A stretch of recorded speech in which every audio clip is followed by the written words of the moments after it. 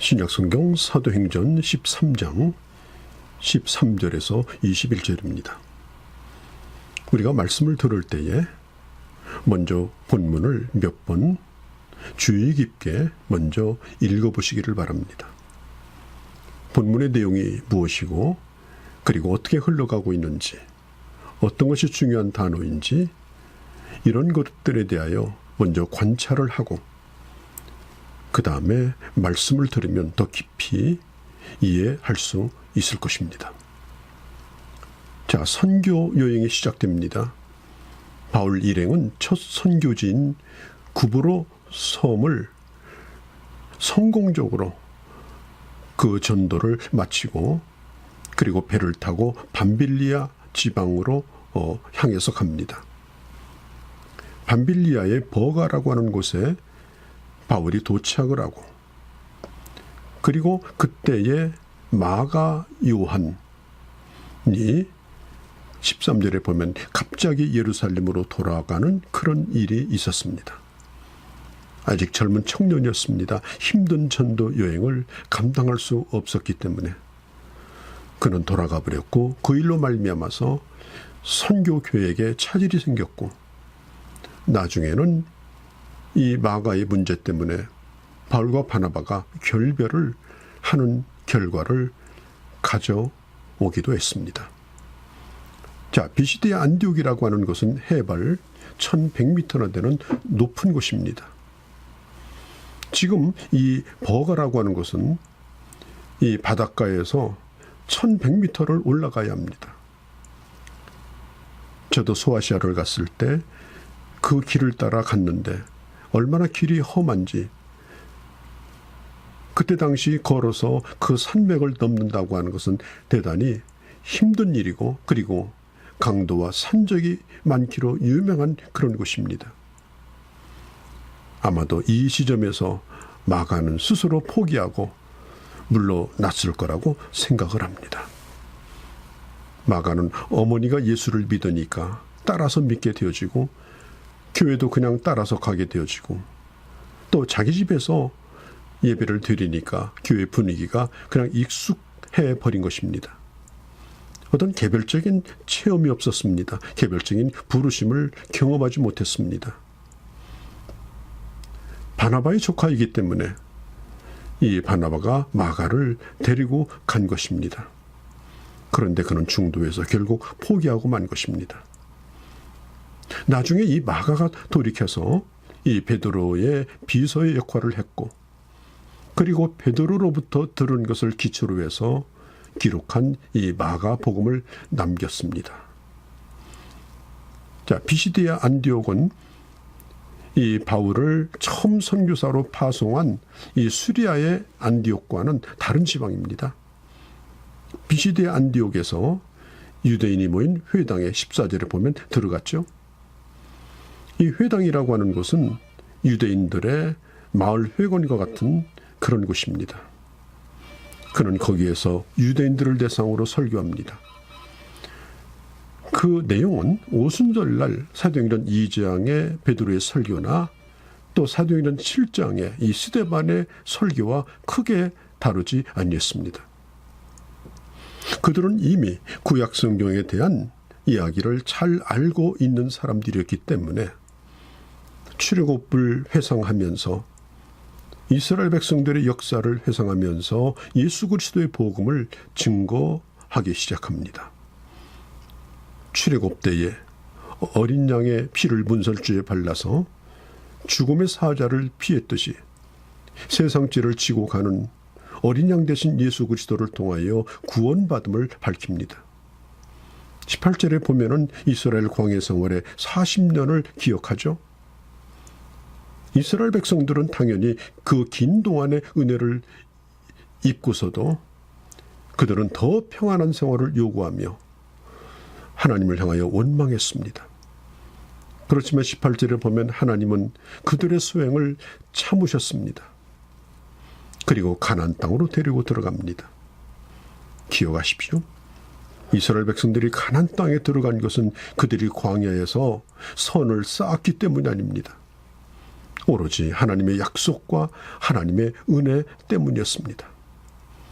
19절에 그 땅에 들어가서 가나안 땅의 원주민들을 다 몰아내고 그 땅을 차지하게 했습니다. 이것도 이스라엘 백성들의 실력이 아닙니다. 노력의 대가가 아닙니다.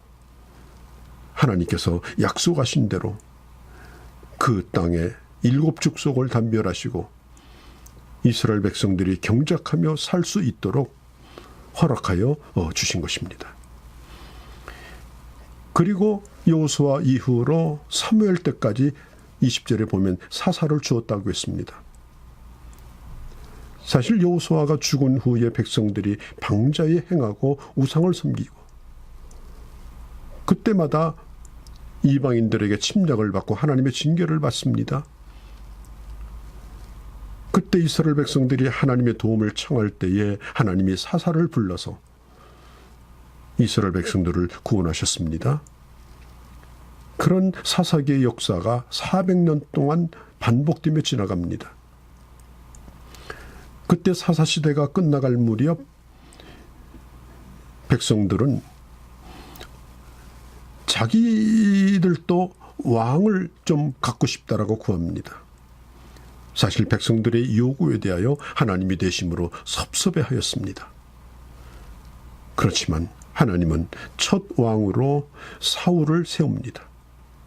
그런데 이 사울이 잠깐 동안 쓰임을 받다가 결국 패하게 되어집니다. 오늘 본문에 보면 패하시고라고 말하죠. 한때 쓰여지다가 이렇게 버림받는 것, 이게 얼마나 안타까운 일입니까? 시작하는 것도 중요합니다만은 끝까지 꼬림 지점까지 잘 달리는 것도 중요합니다. 중간 지점까지 잘 달렸는데 결과가 좋지 않았다. 누구도 그를 성공자라고 말하지 않습니다. 낙오자라고 말합니다. 역사를 봐도 한때 잘하다가 중간에 변질된 사람들이 있습니다. 오늘도 좋을 뿐 아니라 끝까지 아름다운 하나님의 사람들이 되어야 합니다. 22절에 보면 하나님의 마음에 합한 자 다윗을 세웠다라고 말하죠. 다윗이 왜 하나님의 마음에 합했는지 오늘 성경은 구체적으로 말하고 있지 않지만 내적인 이 다윗의 그 모습이 하나님의 마음에 든 것입니다. 22절에 내 뜻을 다 이루게 하리라. 하나님은 자신의 마음에 드는 자들을 하나님의 뜻을 이루는데 충분히 사용하신다. 결코 버리지 아니하신다. 사울의 오랫동안의 핍박이 있었지만 하나님은 이 다윗을 귀하게 쓰셨던 것을 볼 수가 있습니다. 오늘 본문 23절에 하나님의 마음에 들었던 이 다윗 왕의 뿌리로부터 예수 그리스도가 오시게 되어집니다. 이 바울이 이스라엘의 이 긴 역사를 회고했던 이유는 역사 공부를 하는 것이 아니라 그 역사 속에서 예수 그리스도를 보내시는 그 하나님의 놀라운 일들을 끌어내기 위해서였습니다. 오늘 성경은 말합니다. 이스라엘을 위하여 구주를 세우셨으니 곧 예수라. 바울이 전한 이 메시지의 주인공은 바로 예수 그리스도였습니다.